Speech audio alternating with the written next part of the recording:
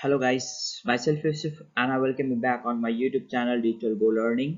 So basically मैं बहुत दिनों से आप लोगों के साथ इंटरेक्ट नहीं कर पा रहा था जिसके लिए मैं एक्सट्रीमली अपोलोजाइज करता हूँ but let me tell you first that मेरे एग्जाम्स असाइनमेंट्स फैमिली इशू बहुत सारी चीज़ें थी that didn't let me to make an interaction with you but from now onward मैं आप लोगों के साथ इंटरेक्ट करूंगा, डेली करूंगा, वीकली करूंगा, लेकिन इंटरेक्ट मैं कांस्टेंट करूंगा। ठीक है, तो यहाँ पर हम फिर एक नए टॉपिक के साथ आए हैं जो OSOWOG है। Now people will ask me that what is this OSOWOG। So इसकी डेफिनेशन, इसकी जो मंत्र है वो one sun one world one grid की है। ये एक ड्रीम प्रोजेक्ट है इंडिया के लिए और ये ड्रीम प्रोजेक्ट इसलिए है, मैं बताने जा रहा हूँ आपको। तो इससे पहले मैं बेसिक साइंस में थोड़ा जाना चाहता हूँ। अगर हम सोलर सिस्टम की बात करें तो सोलर सिस्टम में आप देख सकते हैं एक सन है, हमारा अर्थ है। ठीक है, तो अर्थ क्या करता है, सन के अराउंड रिवॉल्यूशन करता है और अपने एक्सिस पे रोटेशन करता है। ठीक है, 12 घंटे का दिन, 12 घंटे का रात होता है। तो 12 घंटे के दिन में जब सूरज लाइक एक फेस में 12 घंटे में दिन होता है, अगले फेस में 12 घंटे में रात होता है। ठीक है, जब अपने एक्सिस पे रोटेशन करता है।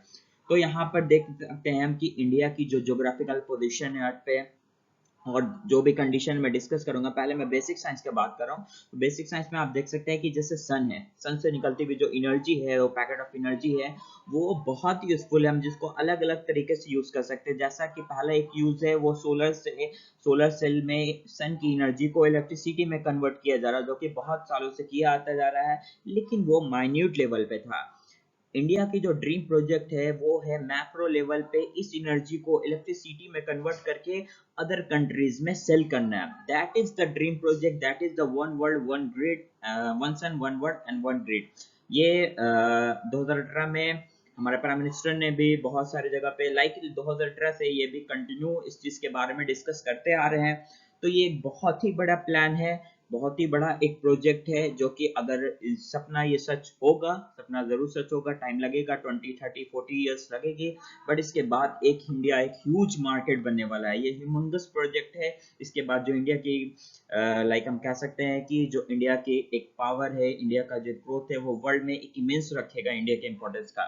तो और भी जो इसके प्रोग्रेस और चैलेंजेस है जो हम वो क्या करेंगे, नेक्स्ट स्लाइड में डिस्कस करने जा रहे हैं। तो पहले हम देखेंगे कि इंडिया की और आसपास कंट्री के साथ इंडिया का क्या है। ठीक है, तो इंडिया का आप यहाँ पे देख सकते हैं, इंडिया का मैप। तो इंडिया और पाकिस्तान के रिलेशन अच्छे होते हैं, if they had a good relation with each other, तो क्या होता है कि उसकी वजह से, जैसा कि आप देखते हैं कि जैसे पावर ग्रिड में क्या होता है, आप जब भी सफर करते हैं तो पोल्स देखते हैं, बड़े बड़े टावर्स दिखते हैं, जिससे क्या होती है, तार गुजरती है, उसके थ्रू एक पॉइंट से दूसरे पॉइंट तक इलेक्ट्रिसिटी को पहुंचाया जाता है।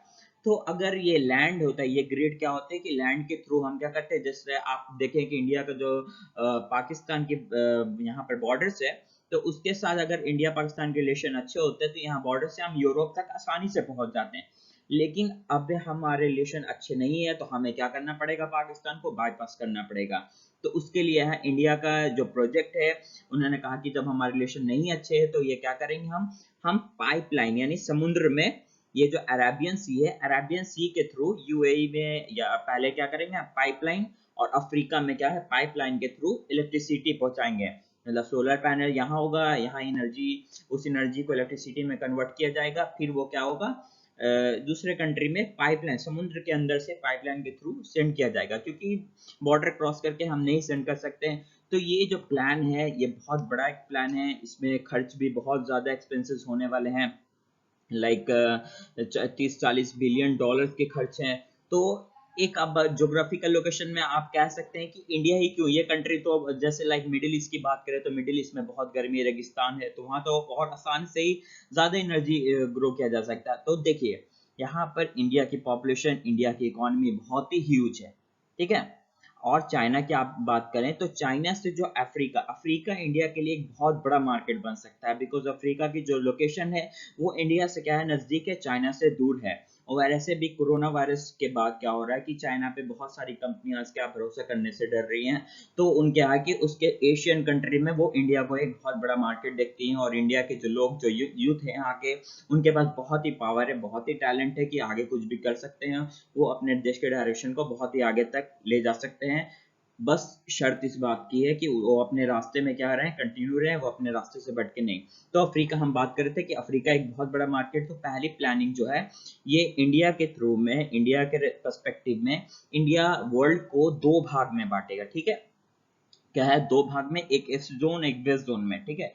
तो पहले हम जो पाइपलाइन सेंड करेंगे वो यूएई के थ्रू, अगर हम यूएई की पाइपलाइन कनेक्ट कर लेते हैं तो हमें यूरोप तक पहुंचने में आसानी होगा। हमें पाकिस्तान को बाईपास कर देना है, हम यूरोप तक आसानी से पहुंच सकते हैं। बाकी सारी कंट्रीज के साथ हमारे जो मिडिल ईस्ट में है वो इंडिया के साथ बहुत ही अच्छे गुड टर्म्स हैं उनके, और यहाँ के कॉलेजेस में वहाँ के स्टूडेंट बहुत अच्छे तरीके से आना जाना, बहुत ही अच्छे रिलेशन हमारे, एक्सेप्ट पाकिस्तान, ठीक है।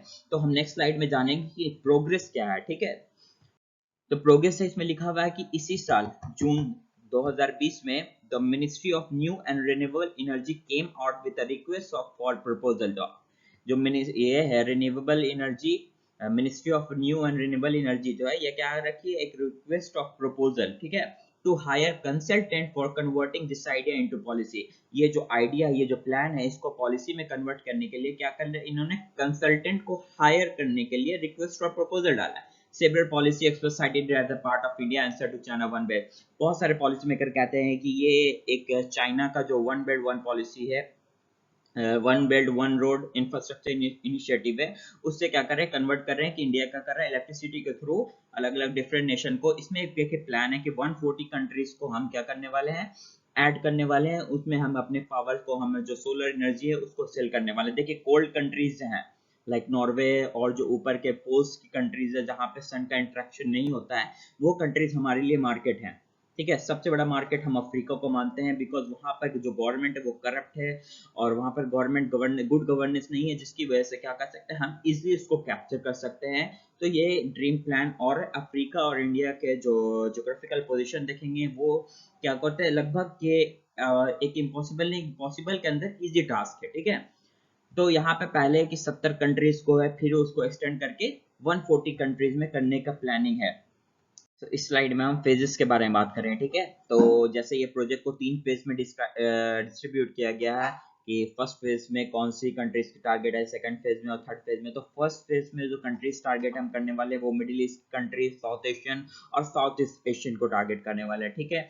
वो क्या है, हमारे साथ साथ क्या रिलेशन के साथ साथ वहाँ डिस्टेंस भी हमारे क्या लोकेलिटी में पड़ते हैं। फिर सेकंड में हम क्या करेंगे, अफ्रीकन कंट्रीज को टारगेट कर, पहले मैंने बताया कि अफ्रीकन कंट्री के साथ है वहाँ पर गवर्नेंस गुड नहीं है, तो वहाँ के लोग अभी भी पीछे हैं। तो हमारे लिए एक बहुत ही अच्छा मौका है कि हम साथ साथ रिसर्च एंड डेवलपमेंट और टेक में हम अपनी चीज़ वहाँ क्या करें, अफ्रीका में एक्सपोर्ट करें। और यहाँ पर जो इस प्रोजेक्ट को जैसे जल्द से जल्द होता है वो पहले हम अफ्रीका में जाने की कोशिश करें, ताकि हमारा मार्केट, हम मार्केट की तरफ से देखें और हमारे लिए वो क्या हो, ह्यूज ग्रोथ हो, ताकि हम आसपास में अपनी एक इमेज और अपनी इंपॉर्टेंस क्या करें, बढ़ा सकें।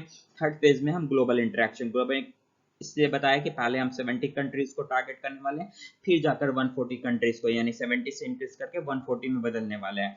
और फिर मैं बता रहा था आपको कि सिर्फ हम नहीं है, ऐसे ऑस्ट्रेलिया में भी प्रोजेक्ट, ऑस्ट्रेलिया के दो बड़े बड़े इंडस्ट्रियलिस्ट हैं जिन्होंने $16 बिलियन के इन्वेस्टमेंट कर चुके हैं। तो हमें दूसरे कंट्री से बात नहीं करनी, मैं इंडिया की बात करना चाहता हूँ, because I want to see India in a great position, and for that we will have to work together, we will have to stay positive, we will have to spread positive in our surrounding, because the only thing which can make us great is our unity. Understood what I'm trying to express? That if we want to grow, if we want to become a great in the upcoming future, we will have to work together.